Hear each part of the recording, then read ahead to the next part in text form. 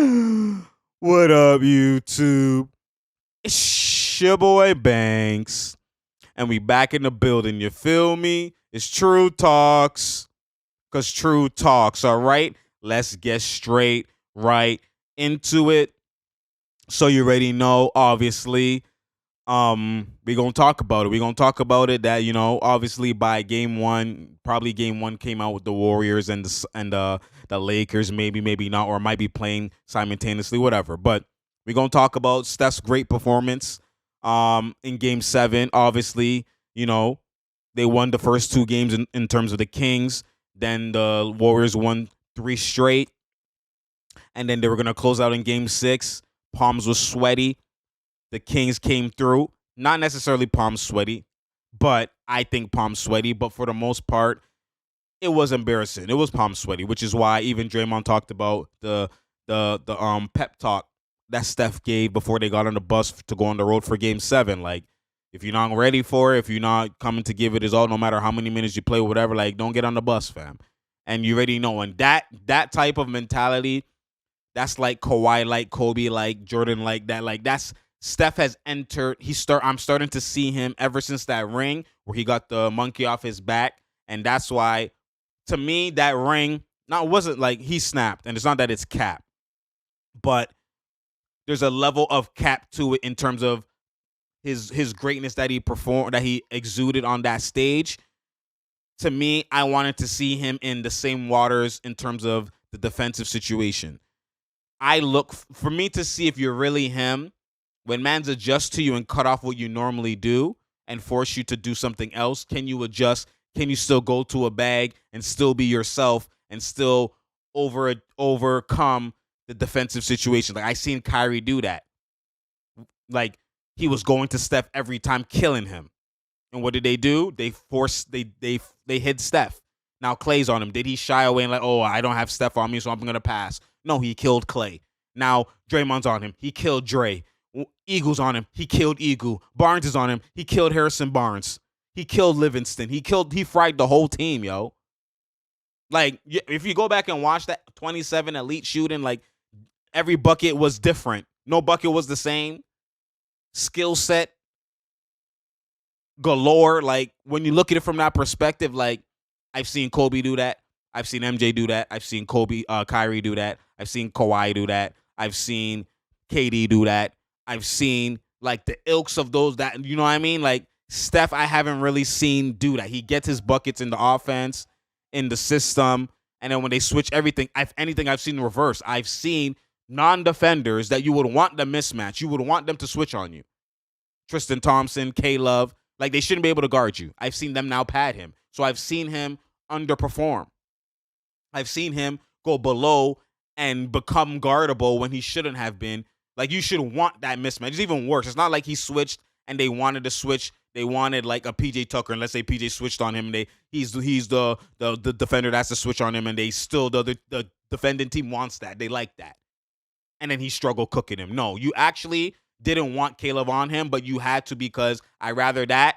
They actually had the audacity to say, we rather have Caleb on you switching than to play the drop and you score threes easily. So we're gonna switch, even if it's weak defenders that you should cook. We're gonna test that first. The fact that they choose that as a matchup option, like, that's already should be known as disrespectful. But the fact that that's, like, people don't understand, like, the audacity to do certain things already lets you know who they fear, or if they see you as a weakness, that already puts you in a different echelon than certain guys. So I look at it from a different perspective. I'm not y'all that get blinded by the splashes and stuff like that. Again, I'm not saying he's not elite, but when we're comparing him, y'all saying he's the best point guard of all time. I've seen Kyrie do something Steph has never done in the finals. So to me, I don't even put Kyrie over Steph. Like, I have a different, like, I hoop. So, like, the way I rate things is different. Situations make things different. Like, I attest for everything.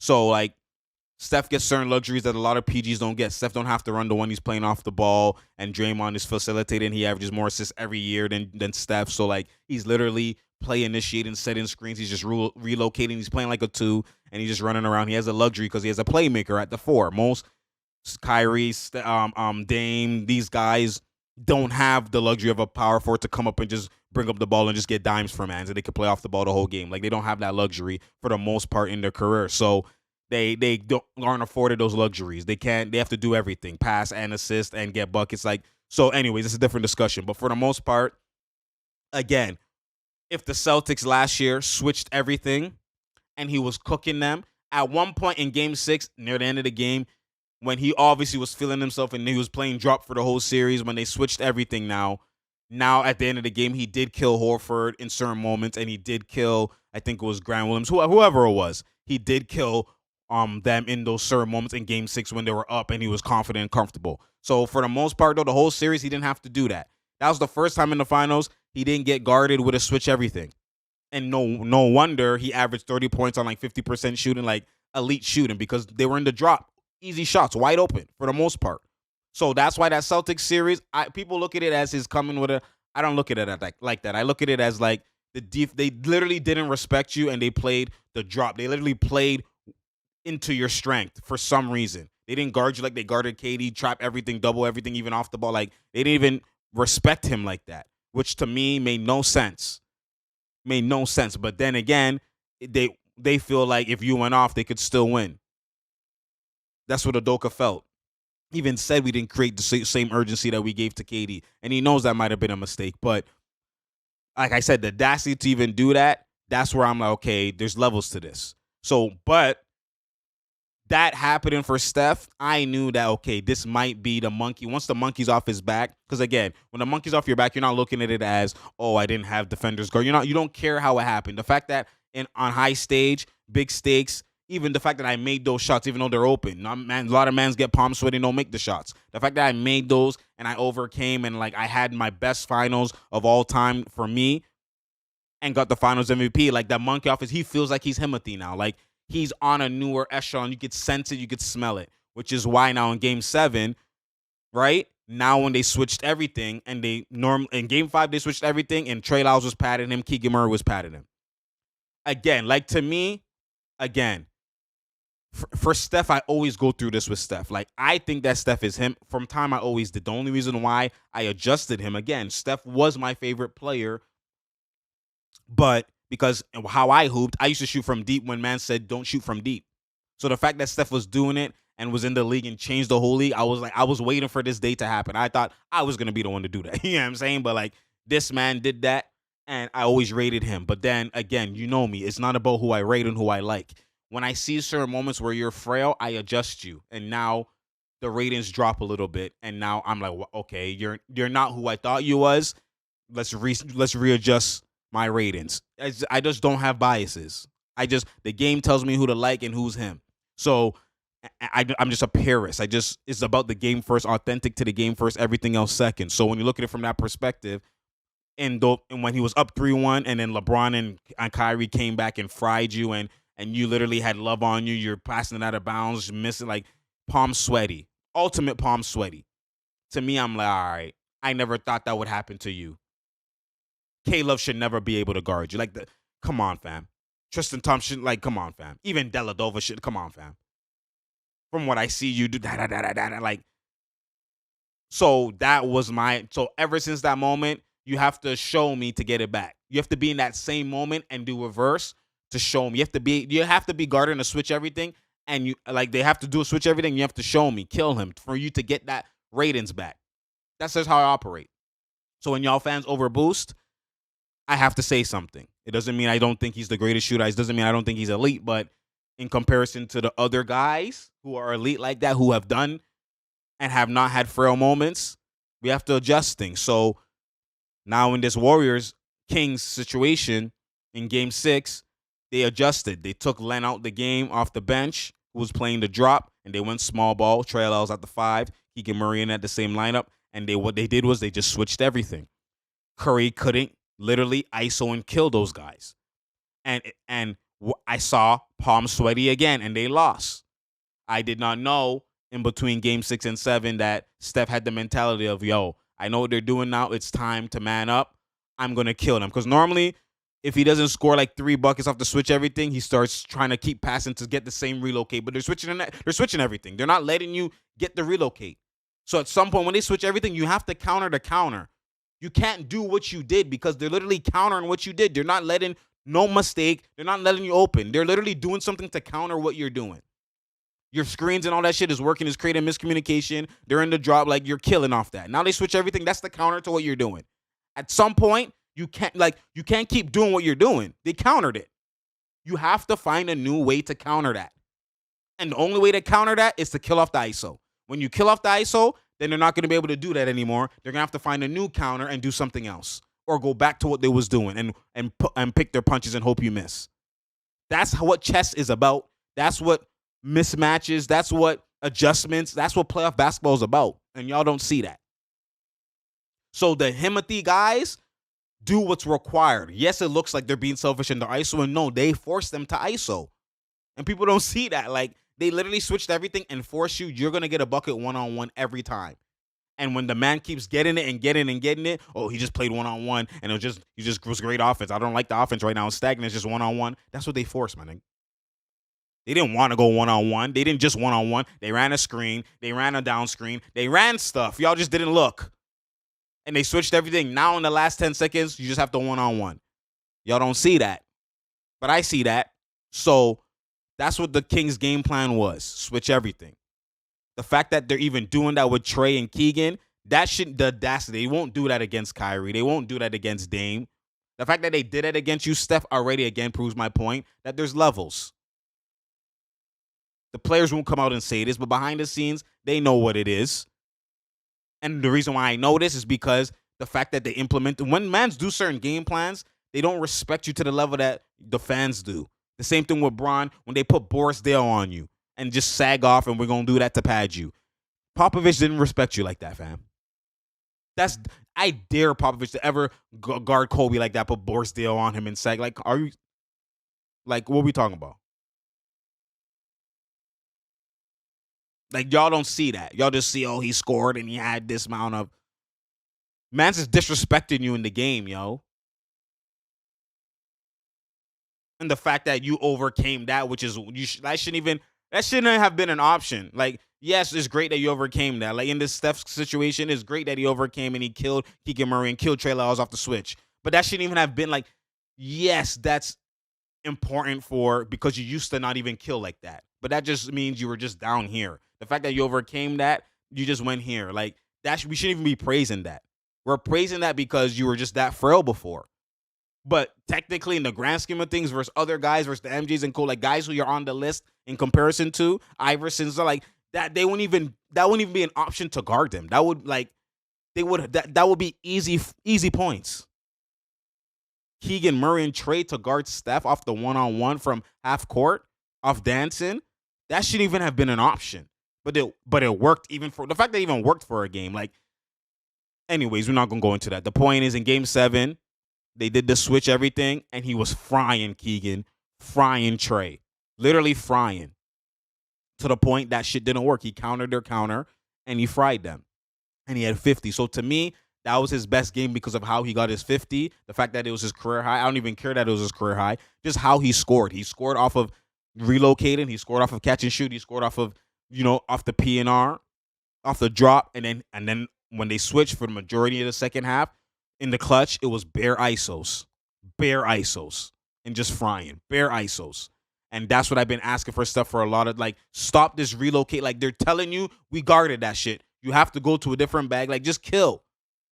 Just kill. And the fact that Steph did that, that to me was Steph's best game. Out of all the games he's played in the history of his career, that was his best game. Because he literally went into a place that, like, the MJ's, he went into that place. He tapped into that. Who's guarding me? Are you dumb? Kill. That's what I've been asking for. So to me, again, I still have Steph where I have him. We'll talk about that later down the road. I still like that boosted him a little bit. Like, it should have boosted him a lot, but I think it might. If this is who he is in terms of mentality, like he's saying what he said pregame, and now he killed. Because obviously he got the monkey over his back. Now he's in a new mental space where, like, new mental fortitude where, like, adversity doesn't mean nothing to him. It's more so like a challenge. Like, oh, say word. Oh, I got to do this. Say word. I'm ready. Oh, I got to do this. I'm a lock in. I'm ready. Like, if he's literally entered that space, because a lot of players, it's not the skill set. His skill has always been that. The skill just wasn't displayed in certain moments because his mentality was weaker in those switch everything moments, ISO. Now he just acts like he has no skill. It's just a mentality thing. This is why the game is 80% mental, 20% skill. You can only apply the skill when your mentality is confident and is able to apply it. So when you look at it from that perspective, if he really entered a new mental echelon, because that's what it seems like. This is just the first. This was just the first sample size of like they switched everything. If now next round the Lakers switch everything and he kills them again too, then I'm gonna be like, all right. And then when he goes to if he goes to the conference final and he switch everything and he kills everything, and then goes to the finals and he's doing the same thing and man's a switch and then that's when okay you've entered a new space where like that's what I'm waiting for. That could be the first domino effect of what we might end. I don't know, or it could just be an anomaly. I don't know. This is just the first time I've seen him do this. So I rate it, but I rate it accordingly. I'm not going to go over, above, and beyond and say, if for him it's his best. But for him to get to like the best point guard ever and stuff like those discussions, like he still might be the best point guard ever. But I mean, I'm not mad at anyone saying that. But sorry, for me to have the discussions of like him versus MJ, LeBron, Kobe, Katie, these conversations, because I didn't put him in that realm because of, it's not just it's not just your points, it's how you get it, situations, all of that. Because he was never killing his primary matchup and never just killing off when they force mans, when they cut your water off, did you find a way to get new water? He never did that. He only got water the same way. So that's why I didn't have him on a higher tier. So if this is literally him doing this and he keeps doing this and keeps doing this, then this postseason might be his best postseason, especially at being the 6th seed. Like if this is I have him winning next round. Let's get that out the way. I have him beating the Lakers. I think that they just can't guard the switchability. I just don't think they have it. LeBron's older too, so him being able to switch everything, he's gonna get out of gas. Like it's different with Golden State with the energy you have to switch like it's different, yo. Especially if you hoop, like man's just hoop. My fatigue is fugazi right now. I'm only fighting, like I'm switching everything, but I'm not giving third, fourth effort, fam, on every play. Because I'm going to pace myself. Like, you know what I'm saying? Like, especially if I went and I got a buck and I had to do double step backs or 2 in and outs and and I'm tired off that play. Now for the next possession, I might catch and shoot for 3 possessions, fam. And I'm going to pace myself defense. I'm not going to get an extra two-third of effort on rebounds. Like, I'm just going to tap it. If he gets it, I missed the box, up my fault, yo. I'm going to swipe and try to reach and steal it. But, you know what I mean? I'm going to play disciplined defense, but I'm not going to. Certain moments, I'm not giving OD energy. It's because of fatigue, out of shape.